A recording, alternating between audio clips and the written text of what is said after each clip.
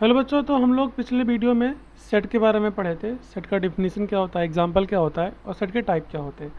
बच्चों आज हम लोग पढ़ेंगे यहाँ पे कि सबसेट क्या होता है। ठीक है, तो सबसेट को पढ़ने से पहले हम लोग समझ लेते हैं डायरेक्टली कुछ एग्जाम्पल, ताकि ये चीज़ आसान भाषा में समझ में आ जाए। ठीक है बच्चों, तो यहाँ पे मैं सबसे पहले बात करता हूँ सबसेट के कुछ एग्जाम्पल की। जैसे कि मान लो यहाँ पे कोई सेट ए है जिसके एलिमेंट है बच्चों 1 2 3, एंड यहाँ पे कोई सेट बच्चों बी है जिसके एलिमेंट है 1 2 3 4 एंड 5। ओके, अब ध्यान से यहाँ पे देखो, ध्यान से कि सेट ए के अंदर जितने भी एलिमेंट है 1 2 3 वो सेट बी के अंदर आ रहे हैं ना, यानी 1 2 3। तो यहाँ पे जो ए है वो बी का सबसेट है। तो यहाँ पे हम लोग लिखेंगे कि ए इज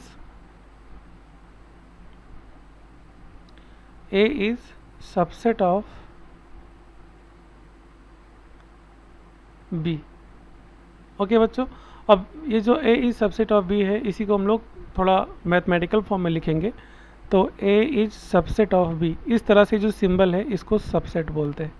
ये जो आपका सिंबल है ये है is subset of. Okay, is subset भी बोलते हैं बच्चों, या इसी को हम लोग बोल सकते हैं इन कंटेंड।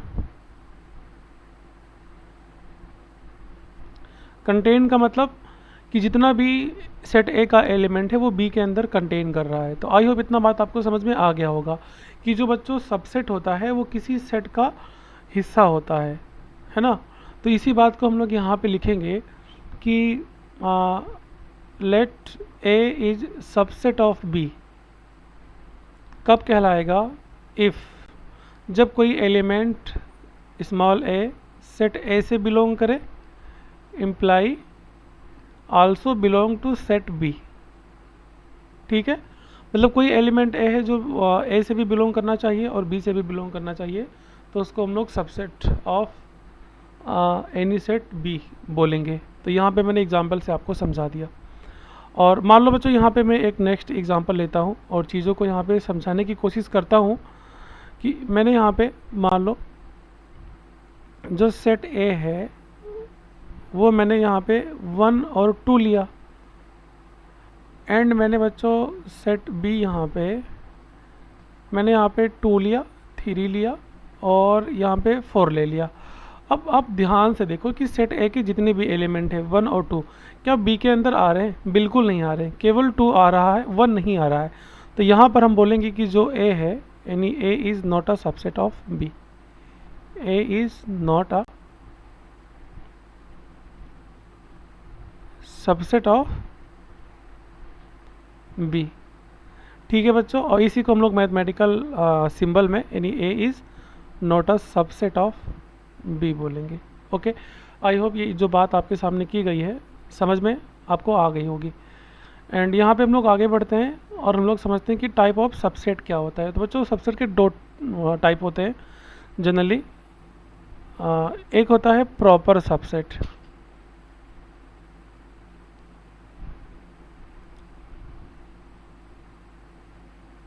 ओके बच्चों, प्रॉपर सबसेट होता है, और यहाँ पे दूसरा होता है इम्प्रॉपर सबसेट।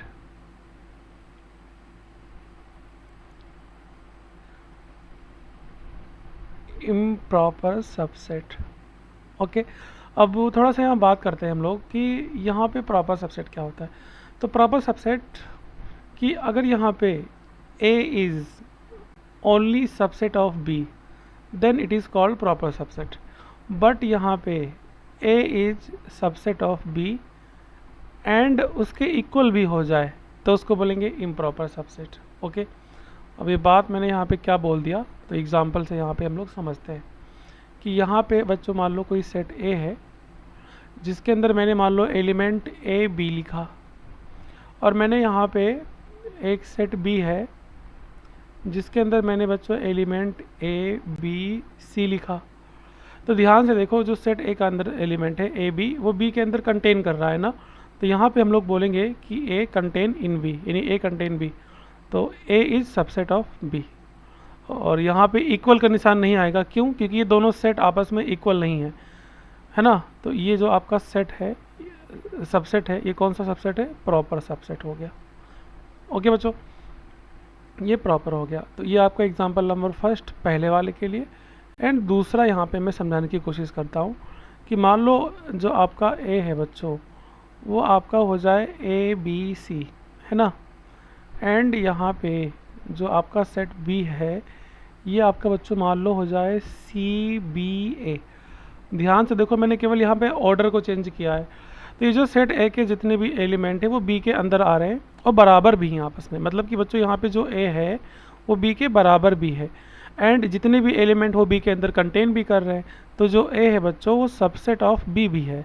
तो यहाँ से हम लोग बराबर भी और सबसेट भी है, तो हम लोग यहाँ पे लिख सकते हैं कि A is subset of B and also equal of B, है ना। तो इक्वल जहाँ पे निशान आ गया तो ये आपका बच्चों हो जाएगा इम्प्रॉपर सबसेट। ओके, तो इम्प्रॉपर में इक्वल होता है। आई होप ये जो बात आपके सामने की गई है समझ में आ गई होगी। इसी तरीके से बच्चों यहाँ पे आगे कुछ और भी एग्जांपल है ताकि चीज़ों को हम आसान तरीके से आपको समझा सकें, है ना। तो मैंने यहाँ पे आपके लिए कुछ नया एग्जांपल लिया समझने के लिए। मान लो कि मैंने बच्चों यहाँ पे कोई सेट ए बनाया और सेट ए के अंदर मैंने कुछ एलिमेंट लिखा, 1 लिखा, 2 लिखा, 3 लिखा। एंड मैंने इसके अंदर इस तरह से करली ब्रैकेट के अंदर 1 और 2 लिख दिया। तो ये बच्चों एक सेट है जो अंदर आ गया है ना। एंड यहाँ पे मैंने 4 लिखा एंड मैंने यहाँ पे 5 लिखा। तो ध्यान से देखना, यहाँ पे सेट के अंदर एक नया सेट है। तो किसी भी सेट के अंदर एक नया सेट हो वो सबसेट तो कहलाता है, बट वो एलिमेंट है उस सेट का। ठीक है बच्चों, तो यहाँ पे जितना भी एलिमेंट है हम लोग उसका एक नया सबसेट बनाएंगे। जैसे मैं यहाँ पे सबसे पहले 1 को उठाता हूँ और इसको मैं करली ब्रैकेट के अंदर लिखता हूँ। तो बच्चों ये एक नया सेट है जो उस ए का सबसेट है। ओके, तो मान लो कि मैंने बच्चों इसका नाम दे दिया बी। आई होप इतना आपको समझ में आ रहा होगा। मान लो कि मैंने कोई सेट सी बनाया जिसके अंदर मैंने 2 रख दिया। ओके, मैंने कोई यहाँ पे बच्चों डी सेट जिसके अंदर मैंने केवल यहाँ पे 3 को रख दिया। एंड मैंने कोई सेट मान लो ई बनाया जिसके अंदर मैंने केवल इतना ही रखा। अब देखो ध्यान से, अगर मैं एक नया सेट बनाता तो नए सेट को हमेशा हम लोग करली ब्रैकेट के अंदर लिखते हैं। अब ये जो एक नया मतलब एक सेट है, पहले से ही एक सेट है करली ब्रैकेट के अंदर। समझ में आ रही है ना बात यहाँ पे। तो यहाँ पे हम लोग करली ब्रैकेट ना भी लगाए तब भी वो आपका एक सेट कहलाएगा, है ना। एंड अभी देखना यहाँ पे थोड़ा सा, यहाँ पे बच्चों ये इसको मैं यहाँ पे ना इसको मैं पॉइंट कर लेता हूँ। थोड़ा सा यहाँ पे समझने वाली बात है जो आप यहाँ पे बच्चों फंस सकते हो, जो यहाँ पे आप फंस सकते हो थोड़ा सा।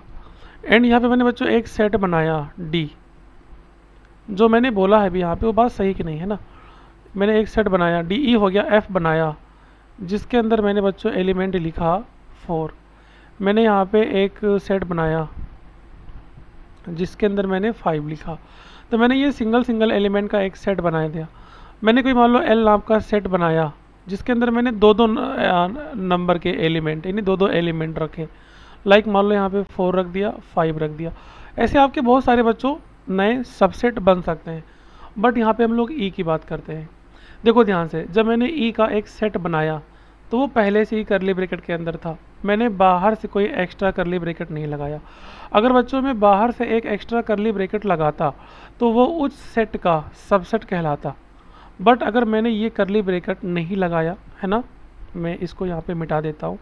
मैंने यहाँ पे ये करली ब्रैकेट नहीं लगाया, मैंने इसको लगाया ही नहीं, तो बच्चों वो केवल उस सेट का एलिमेंट है, सबसेट नहीं है, है ना। मतलब कि यहाँ पे ये जो ई है बच्चों ये सबसेट ऑफ ए नहीं है, है ना।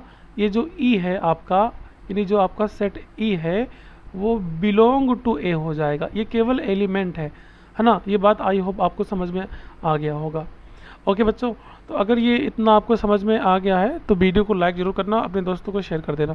एंड बी सी डी जितना भी आप सेट देख रहे हो बच्चों ये सब सबसेट ऑफ ए है। एंड यहाँ पे डी सबसेट ऑफ ए है। एंड यहाँ पे एल सबसेट ऑफ ए है। तो यहाँ पे कुछ बातें हैं जो आपको समझानी थी। आगे बढ़ जाते हैं, सबसेट ऑफ रियल नंबर के बारे में पढ़ लेते हैं। तो सबसेट ऑफ रियल नंबर के अंदर देखो, रियल नंबर के अंदर कौन कौन से नंबर आते हैं? नेचुरल नंबर आते हैं, होल नंबर आते हैं, रेशनल नंबर आते हैं, इरेशनल नंबर आते हैं, है ना, इंटीजर आते हैं। तो जैसे बच्चों आपका रियल नंबर हो गया, रियल नंबर के अंदर आपका सबसे पहले रेशनल नंबर आ गया। फिर रेशनल नंबर के अंदर आपका इंटीजर आ गया, है ना।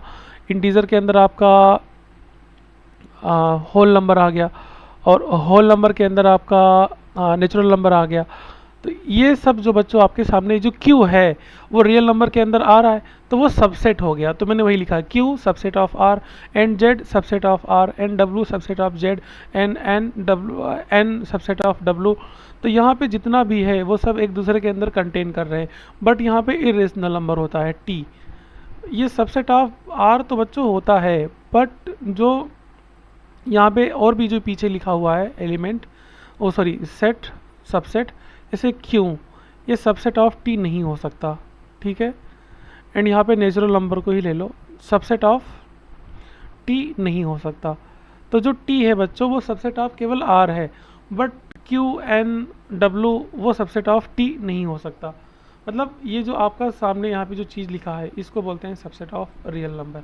एंड एक कॉम्प्लेक्स नंबर होता है, तो कॉम्प्लेक्स नंबर के अंदर बच्चों रियल नंबर कंटेन करता है। कॉम्प्लेक्स नंबर ये जो आपने अगर पढ़ा होगा क्लास 11th में, या कोई क्लास 11 का बच्चा होगा तो वो आगे पढ़ेगा।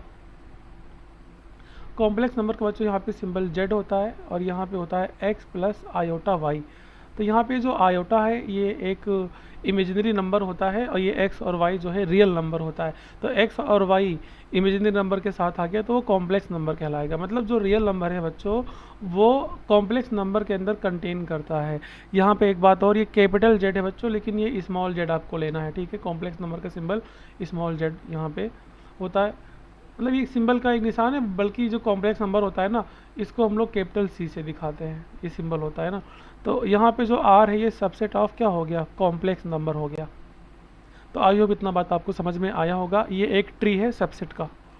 एंड यहाँ पे हम लोग आगे बढ़ते हैं, और एक चीज़ है यहाँ पे इंटरवल। तो इंटरवल आपके दो टाइप के होते हैं, एक आपके होते हैं open interval, open interval, and open interval को बच्चों हम लोग डिफाइन करते हैं ओपन ब्रैकेट से। कोई दो नंबर होगा यहाँ पे, ऐसे लिखता हूँ मैं यहाँ पे, let A B belong to real number, then ये जो ए बी होगा इसको हम लोग ओपन ब्रैकेट के अंदर लिखेंगे। और बच्चों ये जो आपका इंटरवल है ये एक सबसेट ऑफ रियल नंबर होता है।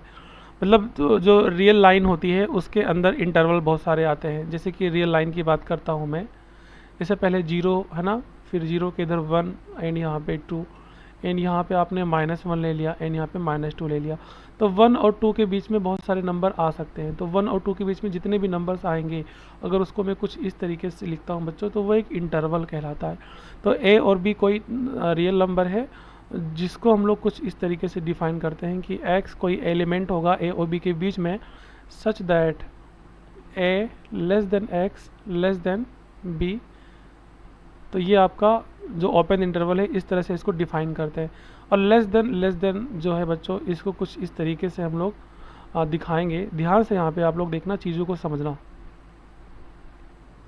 देखो ध्यान से, यहाँ पे जो लेस देन का निशान है, लेस देन का निशान है, इसका मतलब होता है ओपन।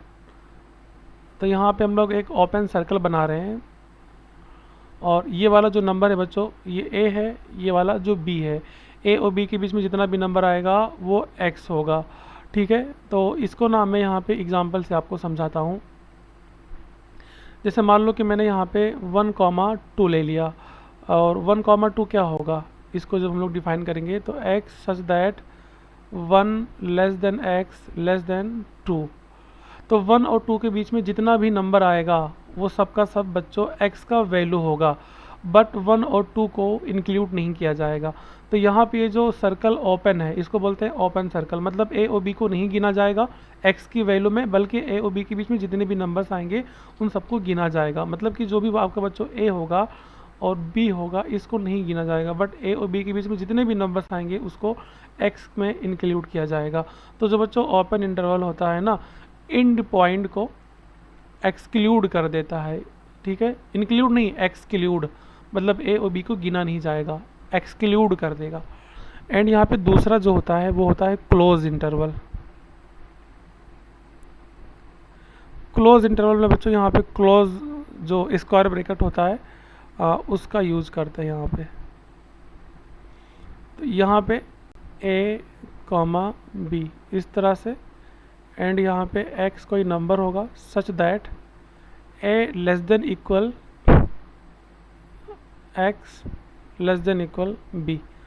तो यहाँ पे जो एंड पॉइंट होगा उसको इंक्लूड किया जाएगा, मतलब कि इस तरह से जो मैं यहाँ पे आपके सामने बना रहा हूँ, ये नंबर लाइन है, नंबर लाइन पे यहाँ पे जो सर्कल होगा वो क्लोज होगा। क्लोज का मतलब बच्चों जो आपका एंड पॉइंट है ए और बी, इसको एक्स के अंदर हम लोग इंक्लूड करेंगे। ओके, तो जो भी एग्जांपल होगा, अगर मैं मान लो यहाँ पे एग्जांपल दूँ 1 और 2, तो लिखने का तरीका होगा यहाँ पे कि x such that 1 less than equal X less than equal 2। तो यहाँ पे जो भी आपका x का वैल्यू है बच्चों वो बिलोंग टू क्या होगा 1,2, मतलब x की जो वैल्यू होगी ये 1 के बीच पे जितने भी नंबर्स आएंगे एंड 2 को इंक्लूड किया जाएगा। एंड यहाँ पे x जो है बच्चों 1 और 2 के बीच में जितने भी नंबर आएंगे उनको इंक्लूड किया जाएगा, बट ये 1 और 2 एंड पॉइंट है, इसको एक्सक्लूड करेंगे, इसको नहीं गिनेंगे। तो ओपन और क्लोज इंटरवल का मतलब यही होता है, ठीक है बच्चों। एंड यहाँ पे कुछ टॉपिक्स है, जैसे कि यहाँ पे मान लो मैंने यहाँ पे लिखा माइनस इन्फिनिटी टू 0, तो हमेशा इन्फिनिटी के बगल जो भी ब्रैकेट होगा वो हमेशा ओपन होगा, और 0 के बगल बच्चों आपका या तो क्लोज हो सकता है या तो ओपन हो सकता है। ओके, ये ओपन भी हो सकता है, यहाँ पे ओपन बनाओ, ओपन। और या तो आपका मान लो कि माइनस इन्फिनिटी से लेके आप प्लस इन्फिनिटी की तरफ आ रहे हो, तो ये दोनों तरफ से फिर ओपन ही रहेगा। तो हमेशा जो ब्रैकेट होगा इन्फिनिटी के बगल वो ओपन ब्रैकेट लगाना है, ठीक है। एंड यहाँ पे अगर आप मान लो 0 से लेके बच्चों प्लस इन्फिनिटी की तरफ जा रहे हो, तो 0 पे आपका क्लोज हो सकता है और प्लस इन्फिनिटी पे आपका हमेशा ओपन रहेगा, मतलब जिधर इन्फिनिटी होगा उधर हमेशा ब्रैकेट आपका ओपन लेना है ना। बट इसके अलावा और भी कोई नंबर है तो वो ओपन और क्लोज दोनों हो सकता है। तो यहाँ पे बच्चों ओपन और क्लोज के टाइप भी होते हैं, तो एक होता है semi close, semi close interval. Semi close का मतलब होता है कि यहाँ पे एक तरफ से बंद होगा, एक तरफ से यहाँ पे ओपन होगा, एंड इसको हम लोग डिफाइन करेंगे x such that a less than equal x less than b। मतलब ध्यान से देखो आप लोग कि a के बगल में जो क्लोज ब्रैकेट है तो उसमें लेस देन इक्वल आता है, और b के बगल में लेस देन है तो उसमें केवल ओपन आता है। मतलब यहाँ पे जो बच्चों आपका x है वो belong to a comma b, है ना। अब यहाँ पे जो भी x की वैल्यू होगी इसमें आपको a की जितनी भी वैल्यू है उसको इंक्लूड करेंगे, एंड a के बीच में जितनी भी वैल्यू उसको इंक्लूड करेंगे, बट b को यहाँ पे इंक्लूड नहीं किया जाएगा, ठीक है। तो आई होप इतना बात आपको समझ में आ रहा होगा। एंड यहाँ पे जो बच्चों आपका दूसरा है वो है semi open interval. Semi open interval, तो सेमी ओपन का मतलब कि एक तरफ से ओपन होगा एंड एक तरफ से यहाँ पे क्लोज होगा, है ना। तो इसको हम लोग कुछ इस तरीके से डिफाइन करेंगे x such that a less than x less than equal b, है ना। एंड यहाँ पे आपका जो x होगा वो बिलोंग टू बच्चों, लेस देन का मतलब होता है open interval and less than equal का मतलब होता है क्लोज इंटरवल। तो जो भी यहाँ पे x की वैल्यू होगी इसमें a को इंक्लूड नहीं करेंगे, बीच में जितनी वैल्यू होगी उसको इंक्लूड करेंगे और b को भी इंक्लूड करेंगे क्योंकि यहाँ पे क्लोज है। तो आई होप ये बात आपको इतना समझ में आ गया होगा। ओके बच्चों, तो अब हम लोग यहाँ पे आगे बढ़ जाते हैं। एंड यहाँ पे जो आपका टॉपिक है वो है पावर सेट। पावर सेट होता है, यहाँ पे अगर हम लोग इसकी डिफिनीशन की बात करते हैं, the collection of all subset of the collection of all subset of set ए।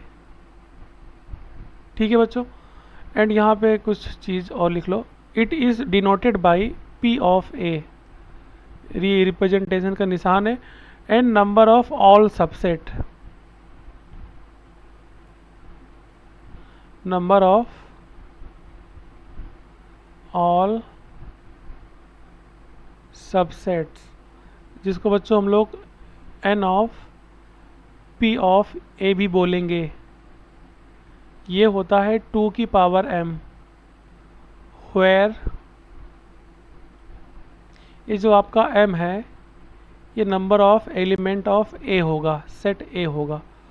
ठीक है, अब इतना बात हम लोग एग्जाम्पल से समझ लेते हैं।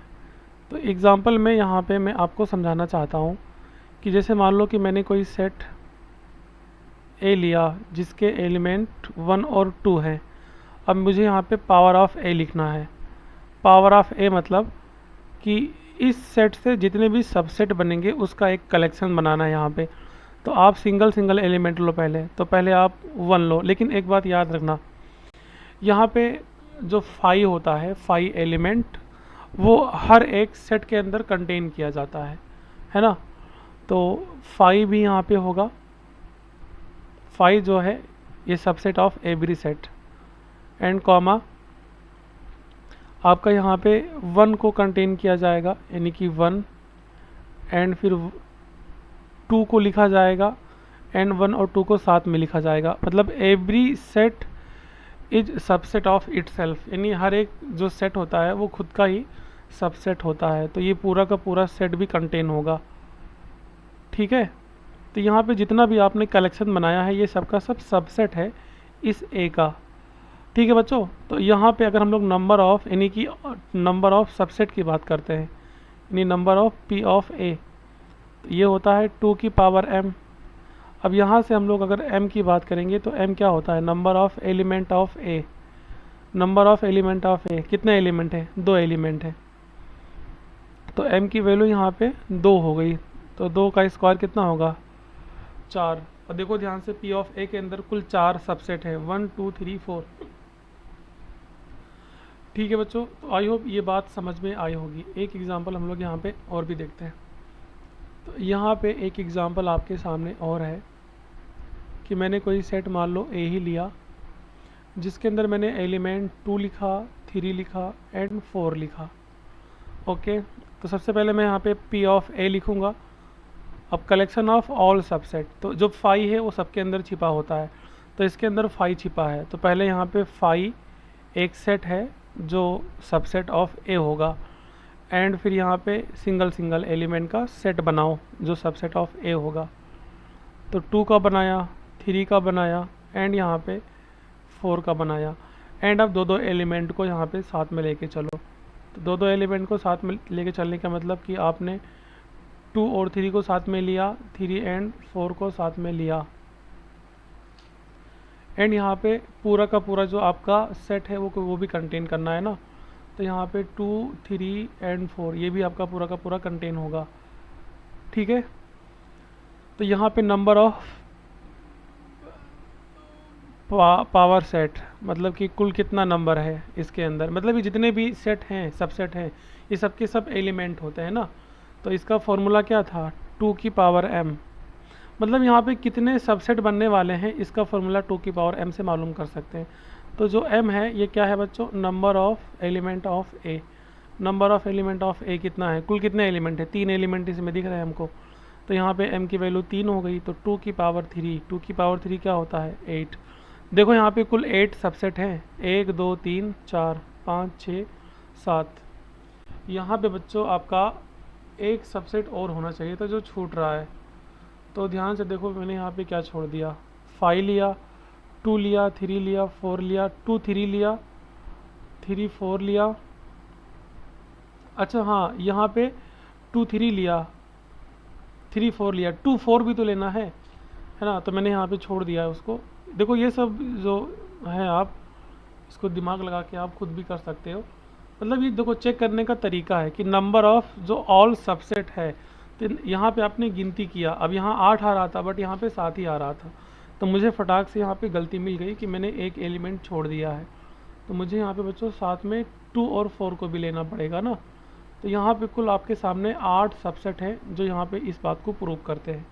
तो इस तरीके से बच्चों आप लोग चीज़ों को समझ के यहाँ पे डिफाइन कर सकते हो, चीज़ों को यहाँ पे आप बता सकते हो, है ना। तो यहाँ पे आपके लिए एक एग्ज़ाम्पल है जो आप लोग घर पे बैठ के लगाना। तो मान लो कि मैंने यहाँ पे आपके लिए एक सेट ए लिखा जिसके अंदर मैंने एलिमेंट ए लिया, बी लिया, सी लिया एंड यहाँ पे डी ले लिया, ठीक है।